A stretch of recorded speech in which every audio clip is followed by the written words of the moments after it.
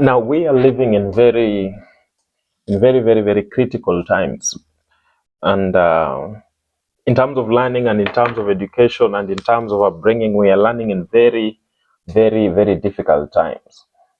I would call them crazy times because the children we are raising now are very different from the children that were being raised in the past.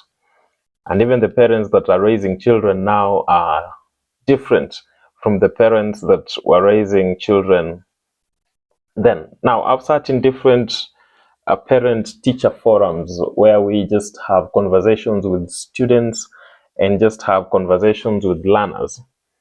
And the most thing that I've discovered is most of the parents, especially those that do almost everything to their children and give them whatever they want and have always been there, their shoulder to lean on, they give them whatever they need. They're there in terms of guidance, they're there in terms of just listening and being there for the child. And most of the parents, as we sit in these parent-teacher forums, you discover that many parents know that they know their child. But to the contrary, most of the parents actually do not know their children because most of the children do not tell their parents everything. Now, this video is supposed to help us understand why the children do not share everything, why they do not tell us everything, and why in some instances we have children leading themselves through to things that we thought they would never do. But then you find children doing very crazy things, and to the upset of parents, and most of the parents ask questions, why would children do this? Now, welcome. This is Knowledge Quest Lighthouse. Of course, I'm Mondalo, and I want to take you through this session. Now, one of the things is that make children not share everything is, number one, they desire independence. Most of these learners, most of these children, as they grow, they get to a point where they just want to be on their own, make decisions on their own. And so most of the things that they're going to do, they'll not include you.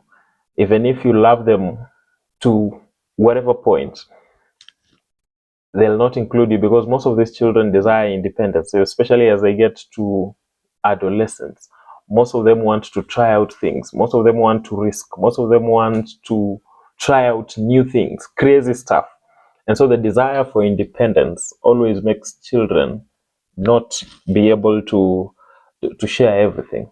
Another thing is the fear of judgment. Most of these children fear judgment, and depending with how they are raised and depending with the type of parents that are raising them, most of these children fear judgment and being criticized, because we are living in a society these days that people will judge you for everything you do and criticize you for everything you do. Now, most of the children would not want to share with you everything because of the fear of judgment and fear of criticism. Judgment is not a bad thing, but it depends on how you look at it and how you approach it, because most of these learners, most of these students end up fearing being judged or being criticized, and it is not a bad thing because most of them are at that stage where they have a lot of fear of judgment, so they end up not telling you everything. They will not share with you everything because they fear that you will judge them and criticize them. So I hope that parents, as we progress, not everything needs a negative reaction from you, because most of these learners will start keeping things to themselves and they'll not share. And so the fear of judgment and criticism makes learners or children not being able to share everything. Another thing is shame and embarrassment. They, depending with whatever they want to share, and most of us have watched movies, most of us have watched films, and depending with whatever the child needs to share, some of the news they break is actually shameful and embarrassing. And so for them to just stand out and be the good girl and the good boy that they have always been to their parents, they'll not share because they find it shameful, they find it embarrassing, because most of the situations that learners or children go through, some of them are embarrassing and shameful. And so if you're not a receptive parent who is ready to listen and offer your opinion without judging and criticism. Most of them will not, because of the fear of the shame and embarrassment that is actually going to come out of it. And then another thing is peer influence. Peer influence is just when the learners get to mingle, and as they grow, they get to an age where they now have their peers, and sometimes they listen to them. Most of the times they do things together and run the activities together. So peer influence, you as a parent, you're supposed to watch very, very keenly on how your child is, who they are socializing with, the type of friends they're keeping, because peer influence will make your child not be able to share with you everything. And most of the time you'll find girls or boys leaning towards their peers and sharing with their peers what they're going through, sharing with their peers their dreams, sharing with their peers because their peers are listening, their peers can give them an opinion that they want to hear. And so that peer influence sometimes also causes the child not to tell you everything. And sometimes you might be thinking it's your problem when it's not. It's just the peer influence that the child has, and how it's getting a toll on them. Then another thing why children, and you as parents, you should actually be able to understand your children, be able to understand the differences between your children. Because one of the major factors that also make your child not to tell you everything is because some of your children or some of our learners, some of our students do not know how to share things out. And the sooner you understand, the better. Because there are some children that deserve an environment that is extremely friendly, extremely receptive before they decide to share anything with you. So if you're not willing to listen, if you're not willing to give them an ear and understand that some of these children do not know how to express themselves, they might be having something to tell you, they might be going through something, but them not being able to know how to communicate also destabilizes the communication. So you must be able to understand the child. You must be able to very, very well understand the child. If they're not very good at sharing, if they're not very good, they don't know how to communicate very well, give them an extremely friendly environment that is listening, an environment that can be able to give them an ear, an environment that will value their opinion.